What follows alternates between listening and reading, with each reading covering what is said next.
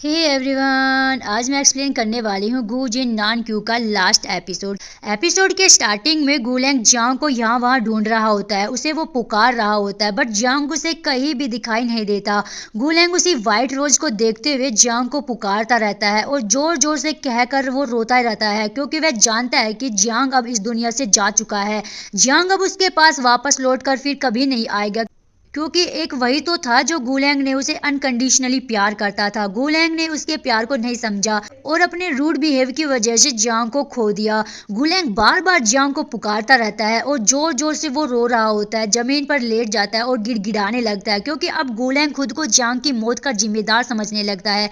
गुलेंग को life time यह regret रहेगा कि जियांग ने उसकी वजह से अपनी जान दे दी है। गुलेंग रोते हुए कह रहा होता है कि जियांग तुम कहाँ हो, मुझे छोड़कर तुम कहाँ चले गए हो, प्लीज मेरे पास वापस लौटकर आ जाओ। जियांग प्लीज एक बार मेरे पास वापस आ जाओ, मुझे ऐसे छोड़कर मत जाओ, मुझे अकेला मत छोड़ो, तुम्हारे बिना नहीं जी पाऊंगा। गुलेंग गिड़गिड़ाता रहता है कि मैं जानता हूँ कि यह सब कुछ मेरी गलती है, सब कुछ मेरी वजह से हुआ है। आई एम सॉरी, मैं तुमसे माफी मांगना चाहता हूँ, प्लीज एक बार मेरे पास वापस लौटकर आ जाओ। यह सब कुछ कहते कहते गुलेंग जोर जोर से रोने लगता है और वो चिल्लाने लगता है। गुलेंग याद करता है कि जियांग से उसने कहा था कि अगर एक दिन में ब्लाइंड हो गया तो जियांग ने उसे कहा था तो मैं आपको अपनी आंखें दे दूंगा, मेरी आंखों से आप इस दुनिया को देख पाओगे। और ऐसे ही जियांग ने अपने प्यार को प्रूफ किया है, वह गुलेंग से कितना ज्यादा प्यार करता है। और जियांग ने अपनी आंखों को गुलेंग को दे भी दिया है। जियांग ने कहा था कि गुलेंग मेरी ये आंखें मेरी बॉडी का सबसे क्लीन पार्ट है, मैं अब यह अपनी आंखें तुम्हें देता हूँ।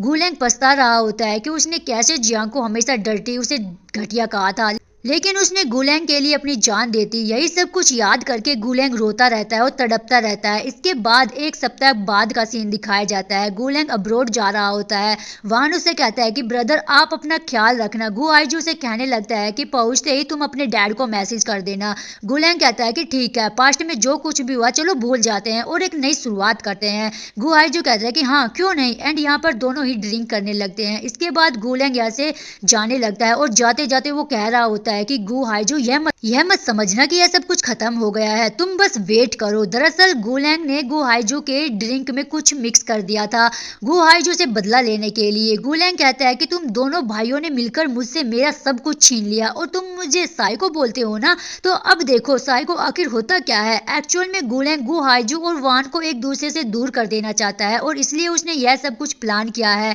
इसके बाद गुलेंग ने गु हाइजू को जो ड्रग्स उसको चुपके से दिया था उसका इफेक्ट होना स्टार्ट हो जाता है। गु हाइजू की कंडीशन खराब होने लगती है और यहाँ तभी वान आ जाता है। गु हाइजू की ऐसी कंडीशन को देखकर वान उसके लिए बहुत ज्यादा वरीड हो जाता है और पूछने लगता है कि ब्रदर आपको क्या हुआ, क्या आप ठीक है। वान देखता है और गु हाइजू को बहुत ज्यादा हाई फीवर हो चुका है। वान कहता है कि ब्रदर आपकी तबीयत बहुत ज्यादा खराब है, मैं आपके लिए डॉक्टर लेकर आता हूँ। बट वो यहाँ से जाने लगता है और उसका हाथ पकड़ लेता है गु हाइजू और उसे पुल कर लेता है और इस मोमेंट पर दोनों ही एक दूसरे के बहुत ज्यादा करीब आ जाते हैं। वान उसकी तरफ देखता रहता है और सोचता है कि इसको हुआ क्या है आखिर, लेकिन गु हाइजू अब खुद को कंट्रोल नहीं कर पा रहा था और वान को फ्लिप कर देता है। तभी वान भी उसे फ्लिप करता है एंड टॉप में आ जाता है। गु हाइजू के शर्ट का अनबटन करने लगता है। वान गु हाइजू को किस करना स्टार्ट कर देता है एंड यहाँ दोनों ही इंटीमेट होने लगते हैं। इसके बाद गु हाइजू अकेले में खड़े हुए किसी गहरी सोच में डूबा हुआ होता है। तभी वान यहाँ आ जाता है, उसे कहने लगता है कि ब्रदर हम दोनों में। इससे पहले ही वान अपनी बात पूरी करता, इससे बीच में ही गु हाइजू से रोकते हुए कहने लगता है मेरे पास मत आओ वान, यह सब कुछ मेरी गलती है, इसलिए तुम मेरे करीब मत आओ, सब कुछ मेरा फॉल्ट है। वान कहता है कि ब्रदर नहीं, इसमें आपकी कोई गलती नहीं है, मैं आपके साथ रहना चाहता हूँ, आपका ब्रदर बनकर नहीं बल्कि आपका पार्टनर बनकर। गु हाइजू कहता है कि चुप हो जाओ, इससे ज्यादा अब तुम कुछ और मत बोलना। इस पर वान उसे कुछ भी नहीं बोल पाता है। गु हाइजू से कहता है कि मुझे होना ही नहीं चाहिए था, यह सब कुछ मेरी गलती है। वान कहता है कि प्लीज ब्रदर आप ऐसे मत बोलिए। गु हाइजू कहता है कि वान मैं ड्रिंक करना चाहता हूँ, क्या तुम मेरे लिए ड्रिंक लेकर आ सकते हो, आज रात मैं होश में बिल्कुल भी नहीं रहना चाहता हूँ। वो इसकी बातें सुनकर वान को बिल्कुल भी अच्छा नहीं लगता, लेकिन फिर भी वान उसे हाँ कहता है और वो ड्रिंक लेने जाने लगता है। इतने में ही गु हाइजू छत से जंप कर देता है और अपने आप को मार डालना चाहता था, क्योंकि गु हाइजू खुद को बहुत ज्यादा गिल्टी एंड सेमफुल फील कर रहा होता है। उसे ऐसा लगता है कि वो खुद को कंट्रोल नहीं कर पाया और यही इसी सबसे बड़ी गलती थी उसकी। वान वो ओपनली अपना लिटिल ब्रदर समझता है। गु हाइजू बच जाता है, उसे कुछ मामूली ही फ्रैक्चर हुए थे। वान गु हाइजू को लेकर व्हील चेयर पर आ ही रहा होता है, तभी एक गार्ड एक न्यू बॉडी गार्ड को लेकर उसके सामने आ जाता है और गार्ड गु हाइजू को को कहता है कि सर ये एक नया बॉडीगार्ड है, ये यहाँ पर आ चुका है।